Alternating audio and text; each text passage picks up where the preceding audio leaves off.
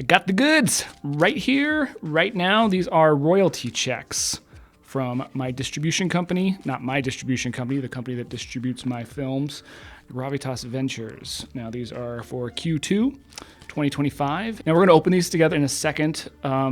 But again, a little bit more background. The two films I did, one was in 2015 called Almosting It, sort of a larger production, and then one in 2019 called Heritage, which was a much more stripped down guerrilla style production. I've talked about both of those a little bit on this channel in the past, both of which were picked up for distribution by Gravitas Ventures. Now, after we get these open, I will discuss that process, how I got to that point. We'll talk about, is it worth it? Would I do it again? What you can do, just sort of the overall overview, I guess, that I have to offer about distribution, having gone through it twice with two films. So with that, let's go ahead and check out what we got. Here's one. Open up the second. It's a lot of zeros. Both these checks are for $0 and 0 cents. Costs them more to send these than they are worth, obviously, which I'm probably being charged for. We'll get to that in a second. So included in these, obviously you get this. It says, Q2, the name of the film enterprise on it, the check at the bottom. And then on the second page, it will show you the various platforms where it is playing, where those potential revenue streams are coming from. When I first started this process, there were a few pages of these. Generally, when you start distribution, there's a lot of different platforms they get you on right away. And then that starts to shrink as time goes by, depending on how big of a player you are. In this case, like I said, I am still in the red. This points out that total gross receipts for this film while it was with Gravitas Ventures is $8,922, of which I am still in the red, $2,540. Gravitas is obviously taking 25%, just what they own, but before that even really makes a difference, I have to have paid back Gravitas their distribution fees. So in this case, it was like $7,500 that they took up front that I had to break past that before I would actually see any real money on these checks. So as you can tell, 5 years into it, been getting a lot of $0 checks. Gravitas has been paying themselves, both pay themselves back and take a cut. Guess I better cancel my trip to the Bahamas and cancel that Porsche I just ordered. So what is the reason that you would actually want to try and achieve distribution? What are the reasons that people tell you, and why did I seek it out? I think the biggest reason is that it legitimizes your film. It just adds sort of that final stamp of approval that, yes, this thing you made is a real film. People are paying to see it. And then hopefully you're getting a return off of that to either pay back your investors or to put towards a new project. Those are the reasons I sought distribution. Has it worked out for me that way? Again, more on that here in a second. There are a ton of costs that go into distribution. First and foremost is that transcoding cost, where they take the film and they want it, obviously in its rawest form, and then they take them through these various transcoding processes for the various platforms. In the case of Almosting It, it was only $2,500 versus Heritage, which was $7,500. So there's that cost. There is the cost of insurance. It's called errors and omissions insurance, which basically prevents people from suing you, saying like, hey, that movie was actually my idea. I have the script. I'm suing Gravitas. I'm suing him for stealing my idea. Errors and omissions insurance is meant to cover you if sort of litigation arises. So we've got $3,000 for the insurance, and that's a year. I should say that. Technically, you have to pay that every single year of the life of the film. You've got any marketing fees that you want. That's the other thing that a lot of these smaller distribution companies won't do. They will not cover marketing. It's expensive, and you can see it doesn't always return in the way that you think it's going to. So how did I get here, and how did I actually achieve distribution? Well, it was very different for both films. Almosting It, like I said, it was a larger production. On our biggest days, we had a crew of about 50 people. We had a semi-known talent, Lee Majors from Fall Guy, $6 Million Man, Terry Kaiser, who was Bernie from Weekend at Bernie's. It was a really cool indie production that we put together, shot here in Idaho. That film had a budget of about $150,000. The bulk of money I got back, and I came nowhere close to breaking even on that, was through screenings that I did. And a reason why a lot of people go to festivals is to try and get it seen, win some awards, and achieve that distribution. I sort of went the route of, I'm going to take this out there, get this seen, get some receipts behind it and then take that to a distribution company and say, hey, look, people are paying to see this. If you pick this up, people will pay to watch it wherever you place it. Now, what ended up finally sort of being the breakthrough is that I was at a film festival, not with the film, but I was at the Sun Valley Film Festival here in Idaho, and at one of the presentation panels, there's a sales agent presenting at one of those. I went up to her and I basically said what I told you. I've had this on the road now for about 6 months. I've made, I think at that point, maybe I'd done about $30,000 in theatrical receipts. It's doing well. People seem excited. It's got some names attached to it. What can you do for me? And she agreed to represent me as my sales agent. Now I had to pay her money. I think it was like $12,000. Like it was a chunk of money to get that deal done. Paid it up front.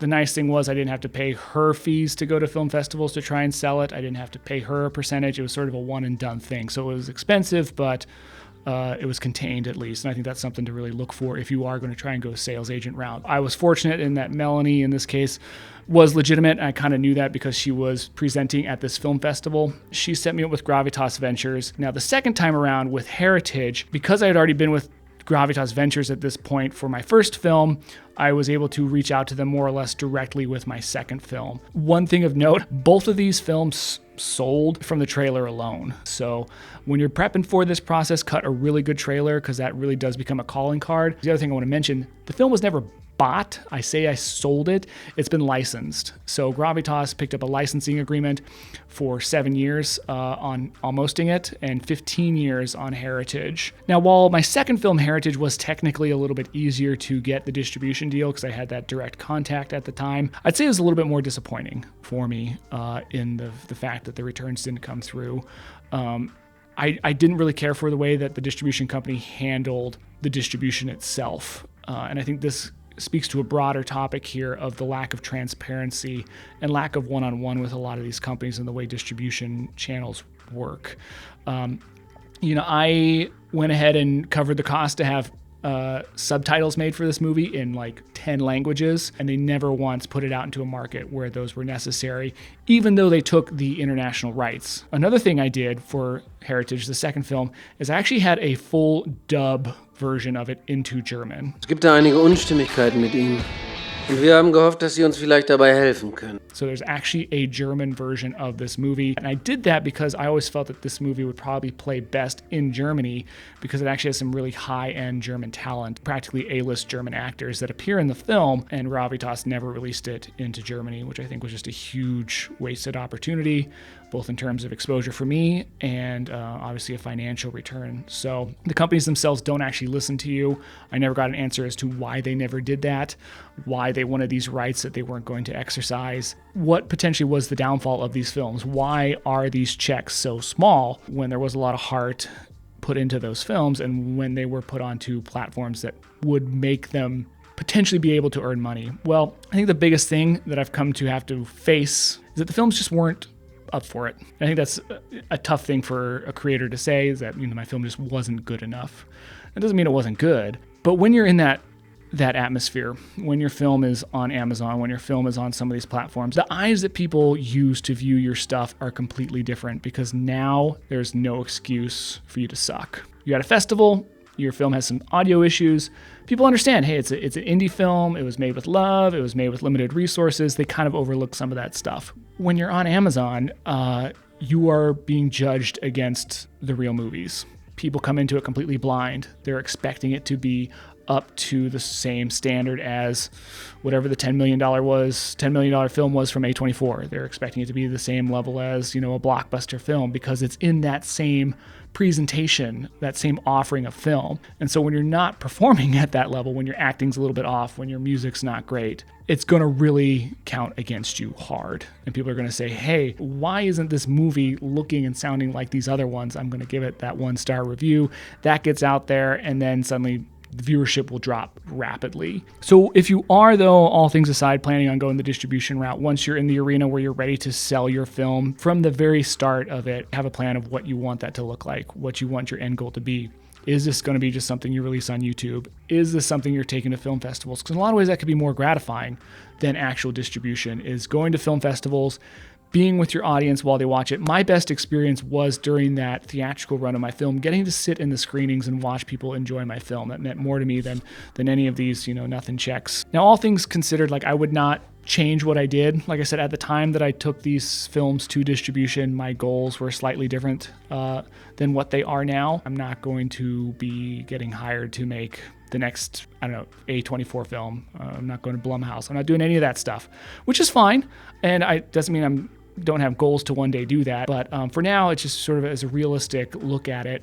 That's not probably the route that I'm going to go. Right now, I'm a dad with little kids. I got a little business I'm running. So those goals have just sort of shifted. So I wouldn't have changed what I did back then. The second thing is that I probably wouldn't finance a film the same way again, having had my eyes open to the fact that most films don't make money, do not see a return. When I first set out to make these films and to get outside financing, I truly, honestly, 100% believed that I would be successful with it and that I would make a lot of money for the people that paid for the film. And so I was able to look them in the eyes quite honestly and say, look, you can trust me with the money you're giving me. I will go make this movie. In a year, you're going to see a return.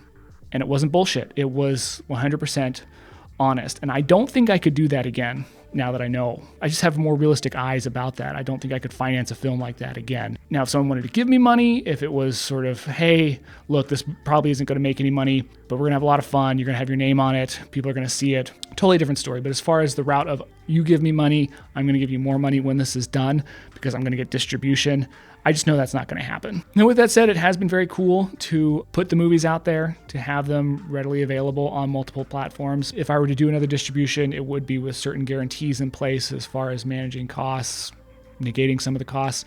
But fact of the matter is, I would not get those guarantees. I'm just not at that place unless the film were something that, had better actors attached, better festivals attended, things like that. To be fully honest, a lot of the stuff I've just talked about, I kind of knew from the beginning.